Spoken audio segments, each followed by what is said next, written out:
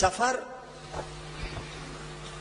از نزد قبیله بنی مدلیج میگذشتند. یکی از قبایل اعراب است و سردار یک قبیله سراقه ابن مالک ابن جعشم مدلیجی یکی از شهسواران عرب بود. بسیار معروف و مشهور است، بسیار شیرمرد بود، بسیار پهلوان و جسور بود. نشسته بود همراه هم قومهای خود. یک شخص گفت نزدش آمد، گفت یا سراقه، از دور سراب 4 نفر دیدم در ساحل بحر، در ساحل بحر احمر که شتر سوار می رفتند. گمان میکنم که همون شخصی را که قریشی ها جستجو میکنند و جایزه از برای پیدا کردنش هم در حال زنده بودن یا در حال مرده بودن معین کرده اند به عدد 100 شتر. گمان میکنم که همون شخص است. واقعا قریشی ها برای دستگیر کردن محمد صلی الله علیه و سلم یک جایزه بزرگ معین کرده بودند، 100 شتر از برای مرده و زندهش، حتی از برای خبر که در کجا موجود است 100 شتر جایزه وعده کرده بودند. سراقه ابن مالک هم همین طمع در دلش بود که من خودم پیدا شو کنم برام 100 شتر مفت بگیرم. از این خاطر نخواست که در همین عمل کسی دیگر را شریک کند. او هم قبیلش گفت که تو غلط میگویی، این فلانی و فلانی ها هستند، ما همراه در یک معرکه بودیم، اینا خیستن عازم مدینه شدند، من خفا گشتم آمدم، تو خطا کرده ای. تا اینکه ها در دل مردم مبادا که همین طمع 100 شتر نافتاده اینا هم از خفا حرکت نکنند. خودش یک ذره نشست، بعدا آمد به خانه، دانست که اگر اسب سوار شوم مردم میفهمند. کنیزکش امر کرد که اسب بگیر، از محله خارج در پشت فلان تپه سنگی یک خرسنگی کلام بدست، همونجا منتظر امام باش. خودش بعد چند نیزه را گرفت، در دست نیزه را چپانه قپید، نوگی نیزه را به زمین کشان دسته نیزه در دستش که اگر مبادا کسی بیند گمان کنه که عصا داره. و خلوت پنهانی در نصف روزی وقتی که مردم همه در راحت استراحت هستند خارج شد. آمد نزد کنیزش، اسب سوار شده، اسب قمچین کرد، از قفا تاخت. این بسیار شخصوار بود، شخصی نامدار است. اندک پیشتر بتازیم، در هنگام جنگ بدر ابلیس علیه لعنه به صورت سراقه ابن مالک در میدان بدر حاضر شده بود. زیرا سراقه پهلوان بود، آدم معروف بود. گفت من همراه شما هستم، تا آخران قطره خون قطعتان می جنگم.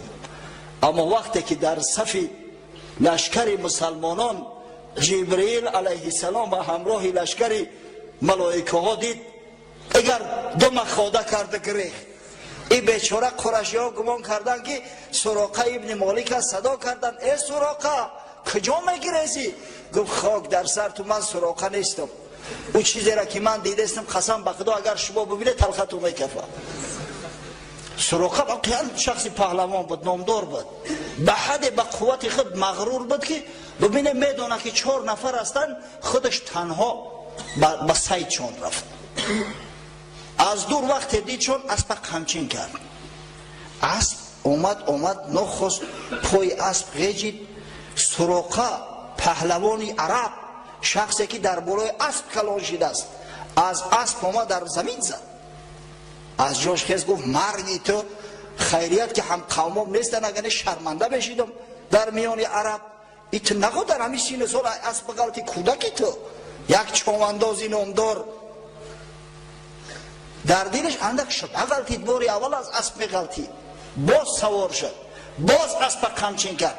همین قدر به حضرت نزدیک شد که صدای تلاوت رسول الله صلی الله علیه و سلم ملکه در گوشش می اومد. ناخواست 2 پای اسب پیش در زمین غوطش کرد، در همون زمینی که همه سنگ است 2 پای اسب تا خمگشت، تا همون زانو در زمین فرو رفت. و سراقه بیچاره بارنگ یک کودکواری اومد در تخت زد. خیست همین قدر اسب از جاش میخیزاند که خیزه اسب به یک زوری و مشقت پاش کشید. از اما جای سوراخی های پاش یک دودی آبی رنگ خارج شد، یک چنگی که مثل دود است. دیگه سوراخه در دهشت غلطید که در زمین سیاه این دودی آبی رنگ از کجا پیدا شد. فهمید که ایجاد چه گپی هست. سبحان الله، خدا که هدایتت کنه. مشرک میفهمه و بعضی مسلمان زاده های احمقی ما نمیفهمند. صداشو کرد: هی محمد صلی الله علیه و سلم، یک دم صبر کنی، من فلانی هستم، قسم به خدا به شما یگان کینه و کدورت ندارم، دشمنی ندارم. یک لحظه گفت صبر کنی، مرا گوش کنی. حضرت ایستاد. صدیق می ترسید، گفت یا رسول الله این بدبخت در شکار ما است، یا سراقه ابن مالک راهزن است، مبادا که یگان آسیبی به ما برسونه. اما حضرت صلی الله علیه و سلم به حد آرام بود، زیرا بشارت از جانب خدا براش اومده بود. گفت یا ابابکر لا تحزن ان الله معنا. هی ابابکر، گفت تو محزون نشو، تو ضیق نشو، خداوند همراه ماست، تو چی بترسی؟ سراقه ابن مالک نزد حضرت اومد،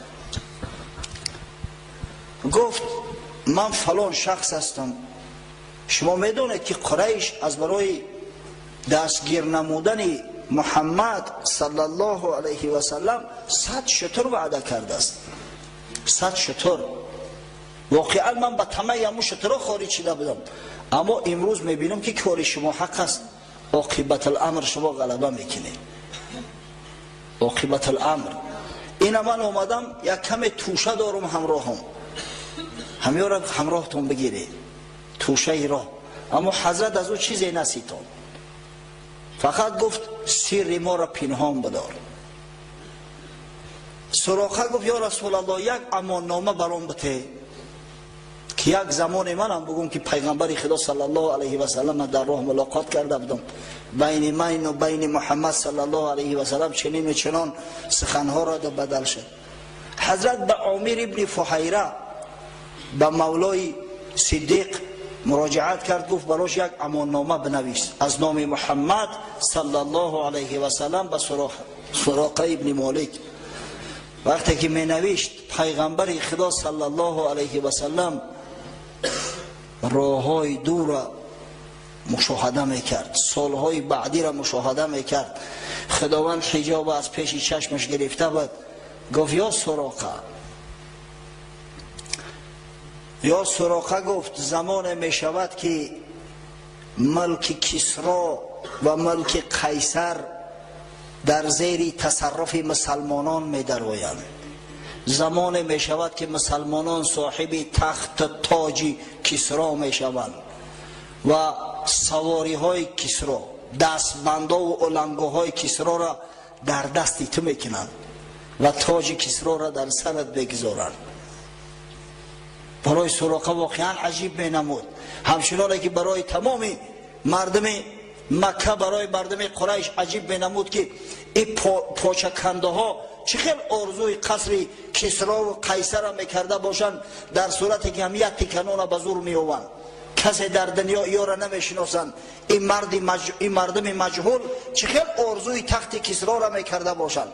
سراقه هم به خود اندیشه کرد که شاید افتاد زده باشه این حضرت، تخت کسرا کجا و من کجا، دستپانه های طلایی و دستپانه های بریلانتی کسرا کجا و من کجا. اما سراقه چی میداند که آخه این حبیب خدا است، چی میداند که خداوند وقت حجاب از پیش چشم بنده گرفت آینده های دور مشاهده میکند، معاینه میکند. چی میداند که این دین حق است و پیشوای این مردم صالح محمد مصطفی صلی الله علیه و سلم اشرف مخلوق است، اشرف بندگان خداست. از کجا میدونیم؟ ما هم نمیدونیم. شاید یک نفر ماتریالیست حلحل باشه، همه قصه هایی را که همه سخنهایی را که در تمام کتب‌های صحیحه اومده است، در حدیث ها اومده است، در کتاب‌های تفسیر اومده است، در کتاب‌های تاریخ اومده است، در نظرش مثل افسانه بتوه که چه خیلی پای اسب در داخل سنگ، در خرسنگ داخل شد. عقل فراست ما همین مقدار است. اگر ماتریالیست باشیم، اگر با معجزه خدا که نعوذ بالله باور نداشته باشیم، اگر با امرهای خارق العاده باور نداشته باشیم، واقعا این عقل همین ماتریالیستی و عقل مادیگرایی بسیار عقل احمقانه است، عقل کورانه است. حضرت مولوی روم قصه میکند جمله ذرات زمین و آسمان لشکر حقند، گاهی امتحان در وقت امتحان پروردگار تمام ذره های زمین و آسمان همه به لشکر حق مبدل می شوند. باد را دیدی که با آدان چه کرد، آب را دیدی که در طوفان چه کرد. باد شمالی که ببینه در همین تابستان چقدر جانفضا است، چقدر راحت است. وقتی غضب خدا آمد قوم عاد که التی لم یخلق مثلها فی البلاد، خداوند درباره‌شان میگوید که از اینا قوی جوستر، از اینا پهلوانتر هیچ مردم خلق نشده است.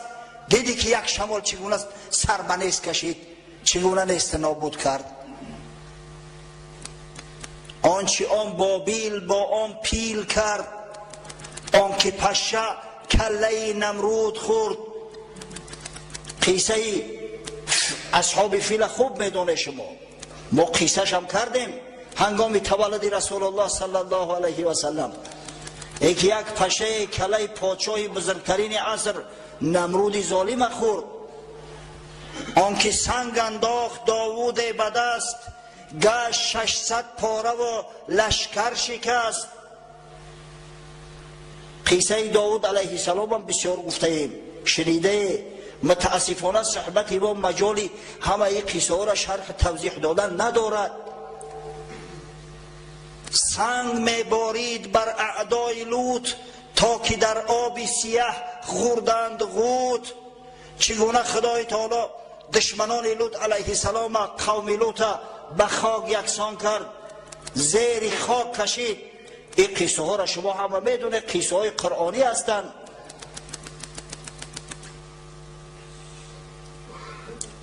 در همین حیات هم هر روز میبینی از برای خدا یک دولت بزرگی را که از روی استحصالات بعد امریکا در جای دیم می ایستاد، ببینی حالا یک طوفان چیکارش کرد. تا با این روز دیگه به خود ناومدیان. مردمی را که از نظری استحصال جای دیما می گرفتن، از روی صفت در جای اول بدن. ژاپن در نظر دارم، ببینه که یک طوفان با چی مبادلش کرد. تصور کنه که یک طوفان دیگه از پشت این طوفان می اومد در جزیره های ژاپن دیگه یک شخص نمیمون. مگر همین قدرت خدا نیست؟ مگر همین غضب خدا نیست از برای خدا؟ خدای تعالی قصه ها را میاره که ما عبرت بگیریم. لقد کان فی قصصهم عبرتون، در قصه اینا میگه برای شما عبرت است. این قصه ها به همین غضب خدا تمام نمی شود. تا روز قیامت غضب خدا بالای دشمنای خدا پایین می شود. در بگویم از جمادات جهان، عاقلانه یاری پیغمبران. مثنوی چندان شود که 40 شتر، گر کشد عاجز شود از بار پر. حضرت مولوی میگه اگر تمام این جسمهای منجمد بیجان که با کمک پیغمبرای خدا قیام کردن یک نامبر کنن، مثنوی به حد کلان میشود که دیگه در 40 شتر بردش نمیشود. ولی 6 جلد است، 600 جلد شاید شود.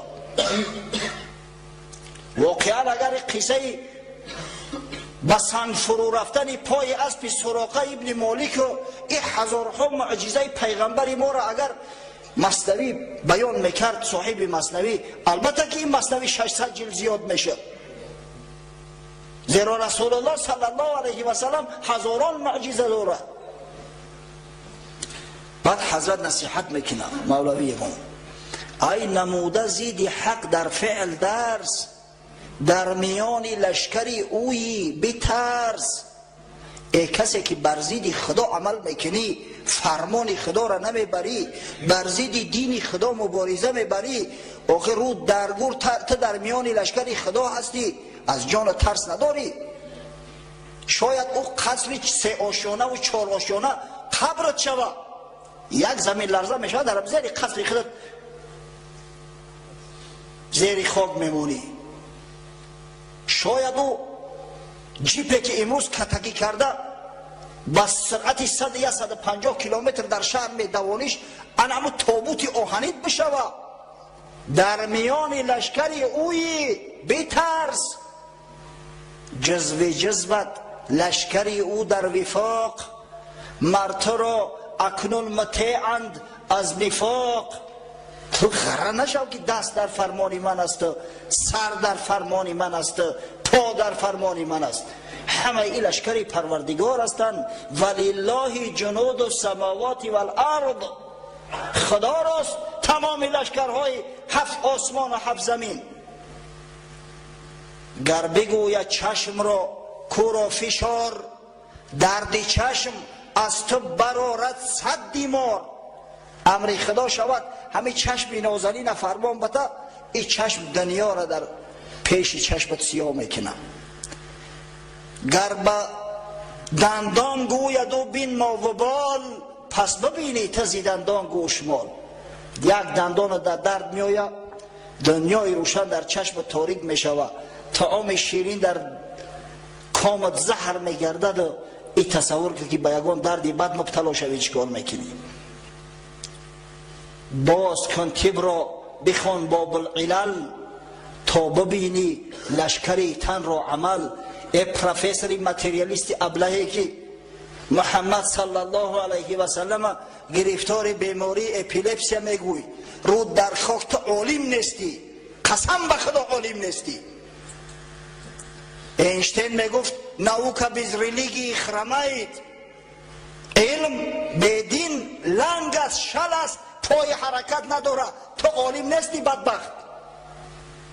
باز کن طب را بخوان باب العلل. یک بار دیگه هم کتاب طب تورق بزن، خوشرو نگاه کن تا ببینی لشکری تن را عمل. دخترای دل در تعجب میمونند که همه دل ببینید در یک دقیقه 70 بار فشار میخورده است. 70 بار در یک دقیقه دست فشار بده، دست در کار میمونه. میگه در هنگام جراحی همه خوشرو رفته است، نخست خود به خود دل از حرکت نمیمونه. یا شخصی که دلش حرکت مانده است، همه امید مردم قطع کردن که تمام که این مرد، نخست دل به حرکت میدروید. چونکه جان هر جزو وی است، دشمنی با جان آسان کی است. آخه همه بنده خدا هستند، تمام اعضای بدن تو لشکری خدا هستند، به فرمان خدا هستند. دشمنی با جان آسان کی است. او احمقی که بر ضد دین مبارزه میبرد، بر ضد محمد صلی الله علیه و سلم مبارزه میبرد، او با جسم خودش مبارزه برده است، با سایه خودش جنگیده است. او بدبخت از روی بی عقلی و بی فراستی.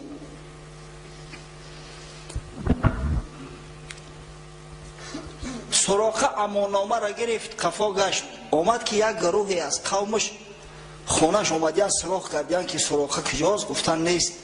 گفتن با این سراقه فهمید که همون 4 نفر گریزگان قریش هستند، برای دریافت کردن همون جایزه خودش تنها رفت. این بدنفس ما را همراه نگرفت. یک گروه شده و می آمدن که از سری رهش سراقه بر اومد، گفت بگرده سرگردان نشوی، یا دیگه کسابدیه نه، ما هم فند خورده ما قفاشو رفتیم. و همه خیل شخصی که در ابتدای روز دشمن شدیدترین محمد صلی الله علیه و سلم بود، الکی در انتهای روز به یک دوست و به یک جان فدای محمد صلی الله علیه و سلم بدل شد. اندک پیشتر بتوزیم، در زمان خلافت عمر فاروق رضی الله عنه، تیصفون به دست مسلمانان فتح شد. ما در موضوع حضرت عمر و کشورکشایی مسلمانان در زمان خلافت حضرت عمر 9 جمعه گپ زدگیم. انشالله قوم مسجد ما خوب میدونن که چی نوع تیصفون فتح شد و غنیمت جنگی زیاد به دست مسلمانان غلطید، از جمله تخت کسرا، تاج کسرا، لباس های کسرا، انم علنگو و دستپانه های کسرا و همه اینا را به نزد حضرت عمر که خلیفه مسلمانان بود فرستادن. حضرت از همین قصه باخبر بود، از سخنی که رسول الله صلی الله علیه و سلم به سراقه ابن مالک گفته بود در همون صحرای بی آب در وقت مسافرت باخبر بود. گفت سراقه را پیدا کنه، سراقه را آوردن. حضرت تاج کسرا را در سرش گذاشت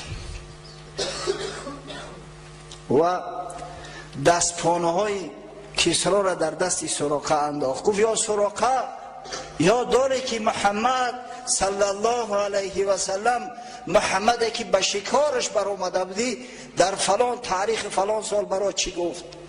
سراقه و تمام صحابه های پیغمبر صلی الله علیه و سلم همه به گریه افتادند.